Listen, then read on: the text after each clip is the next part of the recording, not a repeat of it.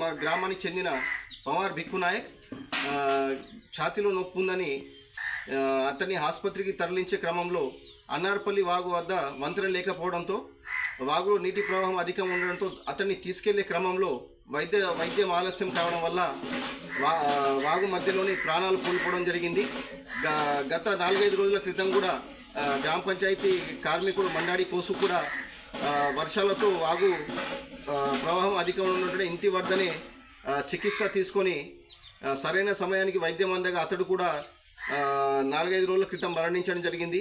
గత 10 సంవత్సరాల నుంచి అధికారులకు అన్నార్పల్లి వాగుపై వంతెన నిర్మాణం పూర్తి చేయాలని ఎన్నిసార్లు కూడా విజ్ఞప్తి చేసినా కూడా అధికారులు పట్టించుకోవడం లేదు.